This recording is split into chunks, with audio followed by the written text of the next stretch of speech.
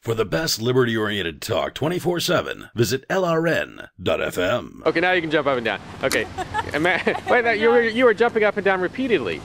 Yeah. Okay, there we go. Okay, that's what Amanda was doing a minute ago before I started running the camera to talk about her latest exciting project, which is always exciting to me too. Actually, could you take your sunglasses off? Aww. I mean, then you'll see the red marks on my nose. Oh no, that's good. That's good. I can see your eyes. That's better. But you've got a new project in addition to today's litter pickup.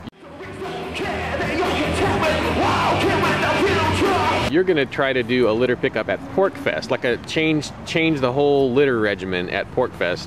Well, you know, to Rogers make it easier. Campground is so overwhelmed by the number of people that show up that we kind of, you know, it can become disastrous, and there's been trouble, I guess, in the past. I was told with litter, I never stick around long enough. By then I'm ready to pack up and go home and take a real shower, but they've had trouble with people leaving trash around. So the Free State Project is putting some money aside, and I'm planning on organizing people so that we can control the trash and keep the bathrooms a little cleaner, because Rogers isn't really prepared staff-wise to clean the bathrooms as often as we'd like. Also, Rogers, for whatever reason, doesn't provide hand soap or paper towels, so we'll be providing that. Yeah, it makes it difficult to do it yourself. Like my instinct normally when I go into one of those bathrooms is I'm going to do just a little bit of cleaning and walk out. But I can't if there's nothing there to clean with, you know. So I mean, I don't remember to bring a paper towel every time I go in. Yeah. So there's going to be paper towels at PorcFest now, and hand soap, and we're going to have staff going in there and cleaning, sanitizing stuff more frequently, cleaning the floors more frequently, because the bathrooms get muddy.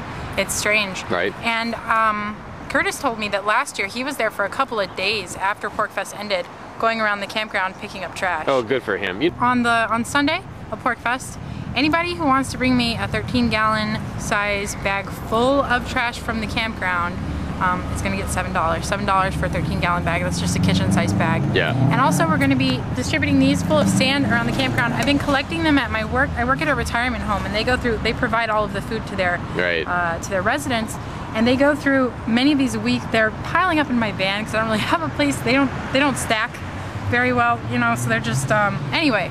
We plan on spray painting them, making them look a little fancier. We're gonna have sand in them there for cigarette butts, is my point. Yeah. So I hope that people that go to PorcFest will look for one of these. I hope that I can get enough of them for my job. I think I have like 40 already. But I hope that I can gather up enough of them that they can be within reach. Like if you're having a conversation with someone and your cigarette is done, don't dump it on the ground. You don't have to, you know, whatever people typically do. You don't have to keep them in your pocket. Whatever, I don't know, right? I hope that these will be within reach of most conversations all over the campground. Well, what do you think about the thing I noticed at PorcFest was not that there was so much a lot of trash on the ground, it was that there was not enough room in the dumpsters to handle all the trash that people were taking there. Do you know of any kind of solution for that, or is this Rogers should get more dumpsters. I have no solution for that. Yeah. But well, I guess each of us could, if possible, maybe just take a little bit more home in our cars. Yeah. That would be cool. Also, I know at PorcFest there's going to be an etiquette meeting. Not meeting, but like a presentation, and there's going to be some pamphlets in the registration bags, you know, asking people to control your trash a little more. And the odd thing about how trashy, I guess, PorcFest gets, the odd thing is that when you rent a site with Rogers, part of the agreement is that you are obligated to leave your site clean when you leave. And Rogers will charge you, the renter, a fee to clean up your site for you. But I guess it's kind of muddy now because the Free State Project is essentially the renter of the entire campground. So it's troubling. Rogers doesn't seem to want to decide whether they want to charge the individual a fee or whether they want to charge the Free State Project a fee. But you know, I know that the majority of Free Staters want to behave responsibly. They have concern for other people around them. They will put their trash in the trash can and not on the ground. You know, I know that last year I made a point to clean up my site. I checked for cigarette butts in the grass and everything, but not everyone is like that. So yeah. So we want to fix it up, make it nice. The goal is to leave Rogers cleaner than when we showed up. Well, now this is not the only thing that's actually changing and advancing. I'm actually trying to advance my regimen at PorcFest too, and I'm going to be, with the lack of technology at PorcFest, I'm going to be trying to do like a print version of the Ridley Report. So it won't be like, I'm not going to distribute it. I'm just going to put it up on the bulletin board. So just look for the little Ridleys on the bulletin board. I'm going to have my picture there, and then it'll be a speech balloon coming out of my head, and I'll have some news, you know. Because there's always news at PorcFest. Amanda has ice cream at site number 4. That'll be the ad. Oh. When people buy ads, they'll sound like that. It's newsy, right? Yeah. Amanda's running out of ice cream. Hurry up. Right. I don't know. Yeah, so in my case, just look for you go to the office, that Porcupine Fest, right outside the office. That's where the bulletin board already is, and I'll probably add another bulletin board if they let me, and there'll be really news stuff. So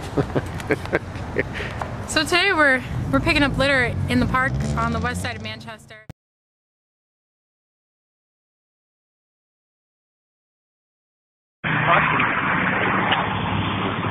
Nope. Can't do that. Federal agents on the streets of Keene, New Hampshire. They're investigating reports of an unlicensed radio station said to be broadcasting LRN.FM. So why all the fuss? What is LRN.FM? Well, it's probably not something these agents want you to listen to. It's a 24-hour news talk broadcast, all pro-liberty. A true authoritarian-free zone. Tune in at LRN.FM to listen or broadcast their signal. LRN.FM. Feds don't want you to hear them.